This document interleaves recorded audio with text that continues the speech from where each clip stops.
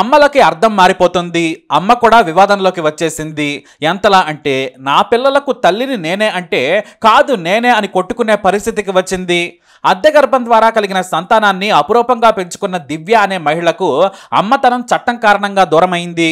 బిడ్డల మీద మమకారంతో పోరాడిన ఓ తల్లికి బాంబే హైకోర్టు న్యాయం చేసిందా లేదంటే ముగ్గురమ్మల పిల్లలను తండ్రికే వదిలేసిందా? ఈ ముగ్గురమ్మల పిల్లల కథ ఏంటి అనేది ఈ స్టోరీలో మొదటి నుంచి ఏం జరిగిందో చూద్దాం. రాంచీకి చెందిన దివ్య ఆమె భర్త కమలేష్ కు 2012లో పెళ్ళయింది. వారు పెళ్ళైన తర్వాత ముంబై వచ్చి కాపురం పెట్టారు. కానీ వీరికి ఎన్ని ఆసుపత్రులు తిరిగినా కూడా సంతానం కలగలేదు. 2018 వరకు ప్రయత్నం చేశారు. అయితే ఓ డాక్టర్ దివ్యకు ఇక సంతానం కలగదు అని తేల్చి చెప్పేశారు. అనవసరంగా డబ్బులు వృధా చేసుకోవద్దు, నిన్ను డాక్టర్లందరూ మోసం చేశారు, డబ్బు కోసం ట్రీట్మెంట్ చేశారు, నా మాట నమ్మి ప్రయత్నం విరమించుకుంటే మంచిది, మీకు తల్లి కావాలని ఎంత ఆరాటం ఉందో నాకు అర్థమైంది, కావాలంటే దత్తత తీసుకోమని సలహా ఇచ్చారు ఆ డాక్టర్. దీంతో ఆ మాటలకు దివ్య కుమిలిపోయింది. తనకంటే 4 ఏళ్ల తర్వాత పెళ్లి చేసుకున్న తన సోదరి కావ్యకు పాప పుట్టింది. తన చెల్లెలి కూతురును చూసి ఆమెకు మాతృత్వం మీద మమకారం ఇంకా పెరిగింది. ఎలాగైనా సరే అమ్మ అని పిలిపించుకోవాలనే ఆరాటంతో దివ్యకు నిద్ర పట్టలేదు. ఏం చేయాలనే సమయంలోనే తన స్నేహితుల ద్వారా యూట్యూబ్లో అద్దె గర్భం ద్వారా సంతానం పొందొచ్చని తెలుసుకున్నారామె. కానీ తన అండాలు సరోగసీకి పనికిరావని డాక్టర్ చెప్పేశారు.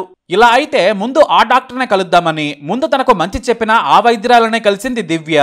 ఇక ఆ డాక్టర్ ఏం చెప్పారంటే అద్దె గర్భం కావాలంటే ఎవరైనా నమ్మకంగా ఆరోగ్యంగా ఉన్న వారిని ఎంచుకోవాలని సూచించారు. ముందే లీగల్గా డాక్యుమెంట్ రాయించుకుంటే మేము కూడా లీగల్గా ప్రొసీజర్ స్టార్ట్ చేస్తామని, మీరు తల్లి అయ్యేలా సాయం చేస్తామని చెప్పారామె. ఆ డాక్టర్ మీద దివ్యకు మంచి నమ్మకం. దీంతో చివరకు తెలిసిన వారి ద్వారా ఓ పేద మహిళను ఒప్పించారు. 5 లక్షల రూపాయలకు అద్దె గర్భం మోసేందుకు ఒప్పించారు. భవిష్యత్తులో ఇబ్బందులు రాకుండా లీగల్గా డాక్యుమెంట్స్ రెడీ చేసుకుంది దివ్య. అయితే వీటికి ఖర్చులు ఎక్కువ అవుతున్నాయని, తాను అంత భరించలేనని డాక్టర్కు చెప్పారు. దీంతో సదరు డాక్టర్ బెంగళూరులో నాకు తెలిసిన డాక్టర్ ఉన్నారు, మీకు ఈ ఖర్చులో సగానికే మొత్తం ప్రాసెస్ పూర్తవుతుందని చెప్పారామె. దీంతో బెంగళూరు డాక్టర్ను సంప్రదించగా అద్దె గర్భం మోసే మహిళ డోనార్స్ని తీసుకొని రావాలని చెప్పారు. ఆ మాటలకి దివ్య ఎంతో మురిసిపోయింది. తన భర్తకు విషయం చెప్పి బ్రతిమలాడింది. నాకు అమ్మ అని అనిపించుకోవాలని ఉంది, సరోగసి ద్వారా సంతానం ఏర్పాటు చేసుకుంటానని చెప్పింది. మొదట వద్దన్నా కూడా తర్వాత భార్య బాధను చూడలేక సరేనన్నాడు. తనకు కూడా తండ్రి కావాలని ఉందని ఒప్పుకున్నాడు. డబ్బులను సిద్ధం చేసి అద్దె గర్భం మోసేందుకు రెడీ అయిన మహిళకు డబ్బులు ముందే చెల్లించేశారు. అయితే ఎవరి అండం తీసుకోవాలి అనే దానిపై కూడా మల్లగొల్లాలు పడింది దివ్య. చివరకు తన వంశంతో పాటు ఎలాంటి ఇతర జబ్బులు లేవు, పిల్లలు ఆరోగ్యంగా ఉంటారు, మా వంశం పోలికలు జీన్స్ వస్తాయని తన సోదరి అండం తీసుకోవాలనుకుంది. ఇక భర్త వీర్యం ఎలాగూ ఉంది. దీంతో తన సోదరి కావ్యను బ్రతిమలాడింది దివ్య. నీ అండం ఇస్తే సరోగసి ద్వారా సంతానం పొందుతాను, నాకు సాయం చేయాలని, కావాలంటే ఆర్థికంగా కూడా సాయం చేస్తానని చెప్పింది. మొదట ఆమె భర్త ఒప్పుకోలేదు. కానీ ఇతర స్నేహితులు దీనివల్ల ఇబ్బందులేమీ ఉండవని చెప్పడంతో కావ్య భర్త సరేనన్నాడు. దీంతో దివ్య అన్ని రెడీ చేసుకుంది.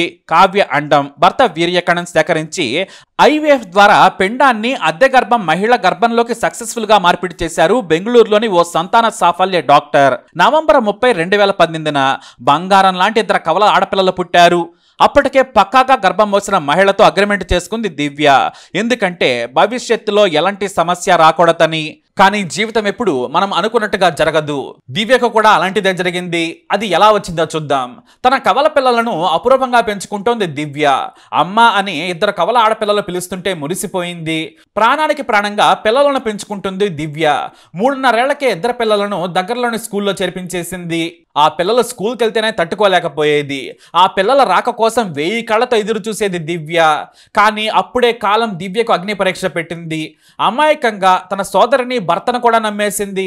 బయట మహిళ అని అద్దె గర్భం సంపాదించిన ఆ యువతతో లీగల్ అగ్రిమెంట్ చేసుకుంది. కానీ ఇక్కడ సోదరితో మాత్రం చేసుకోలేదు.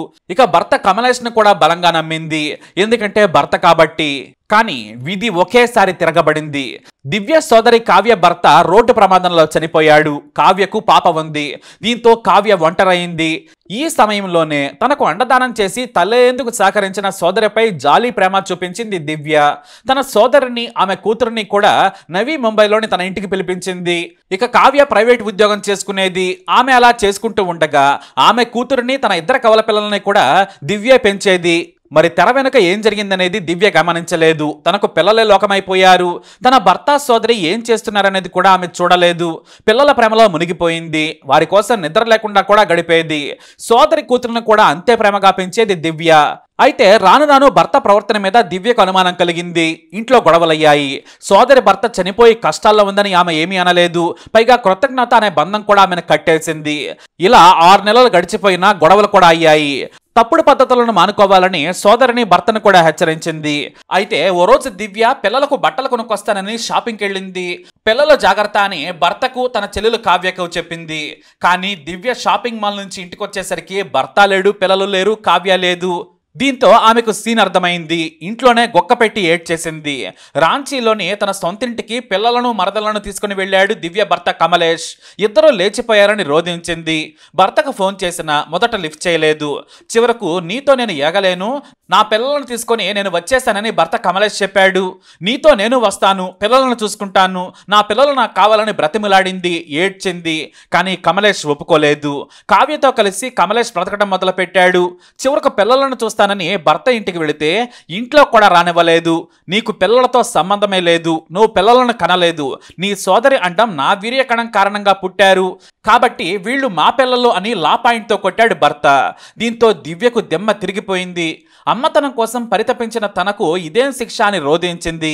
చివరకు కుటుంబ పెద్దలతో పంచాయతీ పెట్టినా భర్త కమలేష్ ఒప్పుకోలేదు. ఆమెకు సంతానం కలగలేదు, నాకు నా భార్య వద్దు, పిల్లలను కూడా చూసేందుకు ఒప్పుకోను, ఆమె పిల్లలను ఏమైనా చేస్తే ఎవరిది బాధ్యత అన్నాడు. దీంతో ఎవ్వరూ ఏమీ చెప్పలేకపోయారు.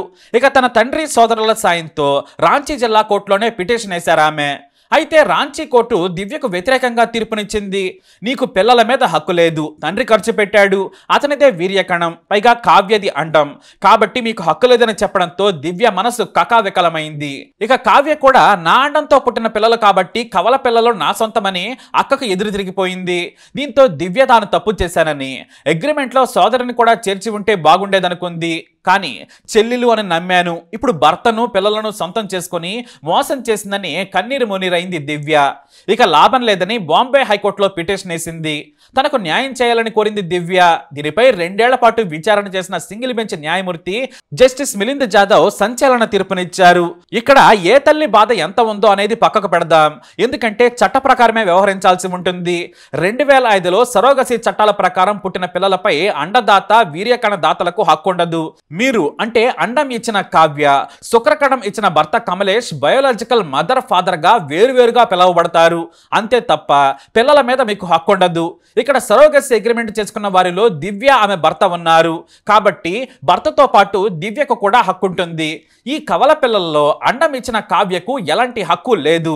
ఇక్కడ భర్త బెనిఫిట్ పొందుతున్నాడు, ఎందుకంటే సరోగసి అగ్రిమెంట్ లో తానున్నాడు కాబట్టి, లేదంటే అతనికి కూడా హక్కు ఉండేది కాదు. అంతేకాని అగ్రిమెంట్ లో ఉన్న ఆమెకు కవలను దూరం చేసే హక్కు లేదు. అంతేకాదు ఇక్కడ పిల్లల భద్రత, మానసిక పరిస్థితిపై కూడా ఆలోచన చేయాలి. కాబట్టి 2021 సరోగసి నియంత్రణ చట్ట ప్రకారం దాతలెవరూ పిల్లలపై హక్కులు కోరకూడదు, వారికి ఉండదు కూడా. కేవలం బయోలాజికల్ పేరెంట్స్ మాత్రమే, లీగల్ పేరెంట్స్ కాదు. కాబట్టి హక్కు ఉన్న దివ్యను ప్రతి వారాంతరంలో 3 గంటల పాటు పిల్లలను కలిసే అవకాశం ఇవ్వాలని భర్త కమలేష్ అతని ప్రియురాలు కావ్యను ఆదేశించింది న్యాయస్థానం. ఆ 3 గంటల సమయంలో కూడా దివ్య పిల్లలతో ఆడుకునే లేదా మాట్లాడే సమయంలో కావ్య కమలేష్ ఎట్టి పరిస్థితులలో జోక్యం చేసుకోకూడదు. ఆమె వ్యక్తిగతంగా పిల్లలను కలుసుకోలేని పరిస్థితి ఉంటే ఫోన్లో మాట్లాడే అవకాశమైనా ఇవ్వాలని కోర్టు ఆదేశించింది. తుది తీర్పులో దివ్య హక్కులను తెలుస్తామని క్లారిటీ ఇచ్చింది బాంబే హైకోర్టు. అయితే ఈ కేసులో ఇంకా అదృష్టం ఏంటంటే అద్దె గర్భంలో 9 నెలలు మోసిన ఆ మహిళ మాత్రం వివాదంలోకి రాలేదు. అదే పెద్ద ఉపశమనం అని చెప్పొచ్చు. ఇలా 3 తల్లుల కవల పిల్లలకు ప్రేమను పంచేవారన్నా కూడా ఆ తల్లులే కొట్టుకుంటుంటే వారికి ఏం అర్థం కావడం లేదు. ఇప్పుడు రాంచీలోని స్కూల్లోనే చదువుకుంటున్నారు ఈ చిన్నారులు. వారికి ఇప్పుడు 5 ఏళ్ళు. కానీ వారు ఎదిగే కొంది ఇవన్నీ కూడా తెలుస్తూ ఉంటాయి. వారి మనస్సుపై ఈ ఘటన ముద్ర వేస్తుంది. కాబట్టి వారి తల్లిదండ్రులే మారాలి. మరి ఈ కేసుపై మీరు చెప్పే తీర్పు ఏమిటి? మీ అభిప్రాయాన్ని కమెంట్ ద్వారా తెలియజేయండి. ఇలాంటి ఇన్ఫర్మేషన్స్ కోసం వీడియో లైక్ చేయండి, షేర్ చేయండి, మా ఛానల్ని సబ్స్క్రైబ్ చేసుకోండి.